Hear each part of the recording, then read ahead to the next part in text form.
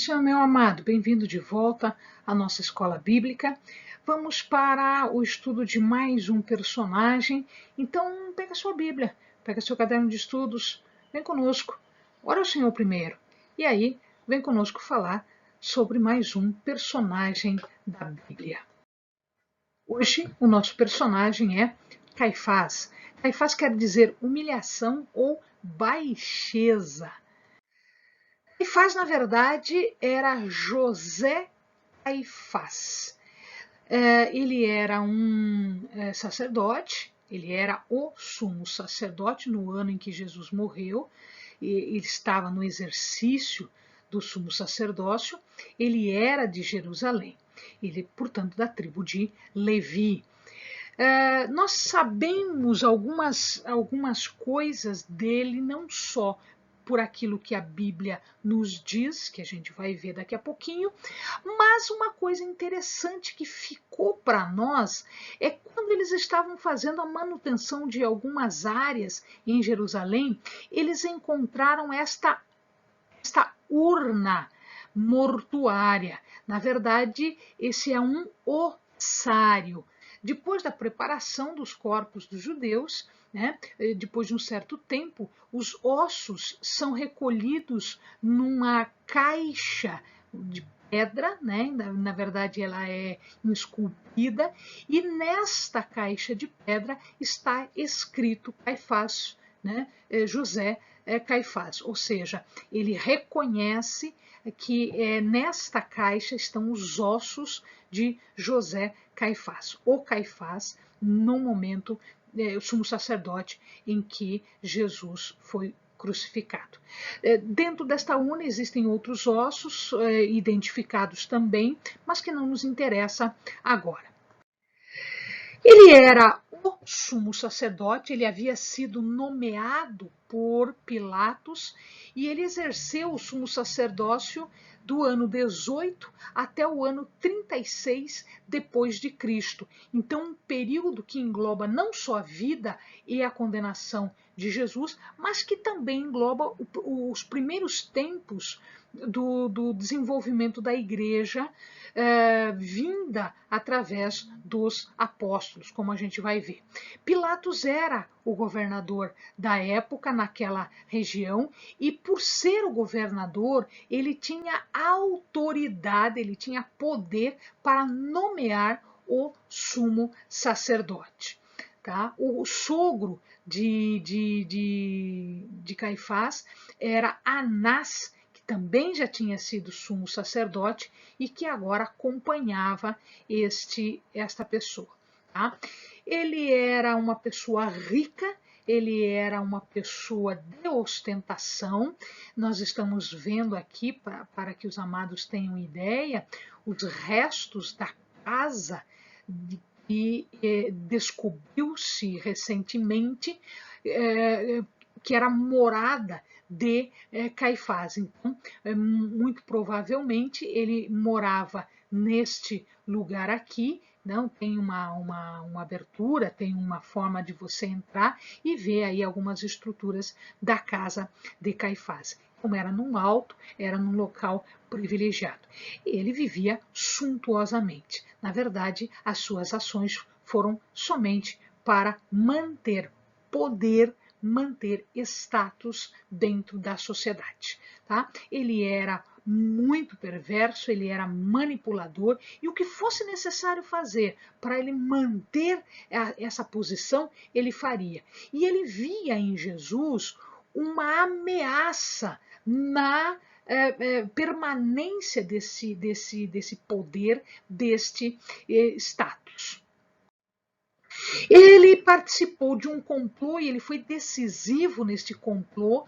Pouquinho antes de Jesus ser preso, eles se reuniram no Sinédrio. O que deu origem a isso foi quando Jesus ressuscita Lázaro e as pessoas vêm contar que a fama de Jesus está aumentando, está aumentando, está aumentando, isso está causando um burburinho e eles estão perdendo o controle, eles estão perdendo o poder nos lugares. Então, o que ele faz? Ele entra em conluio com os outros com os outros judeus sacerdotes, tá? E eles fazem um complô para a morte de Jesus, para a prisão e a morte de Jesus.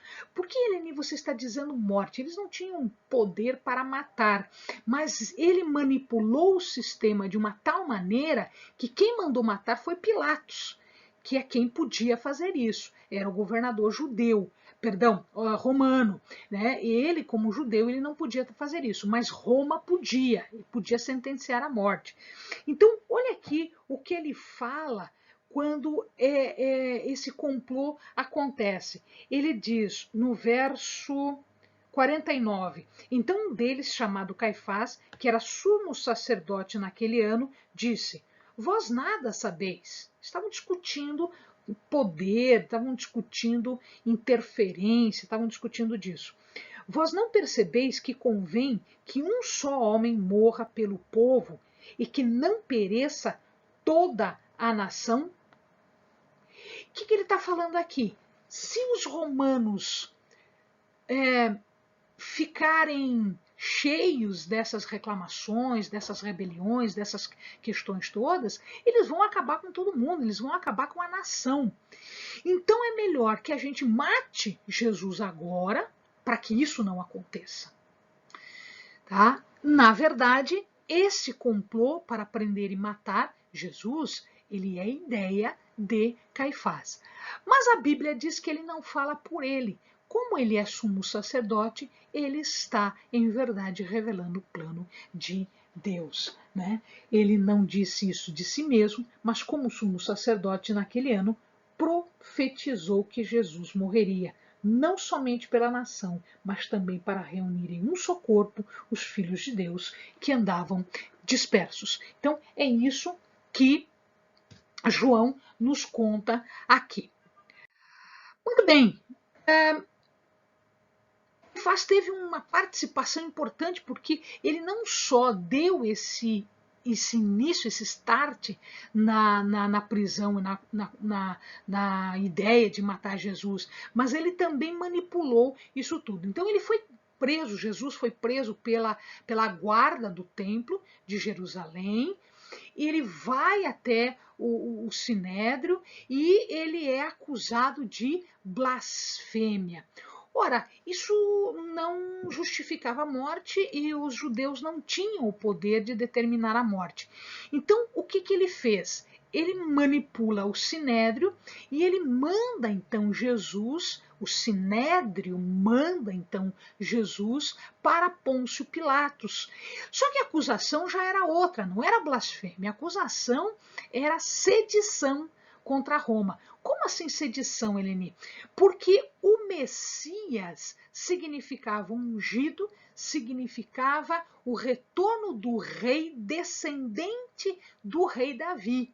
Então, estaria sendo inaugurado um reino novo, que estaria em confronto com o rei, o imperador de Roma. Olha a manipulação que eles fizeram para que Pôncio Pilatos considerasse isso. Né? Anás, o seu sogro, também estava ali presente em relação a isso.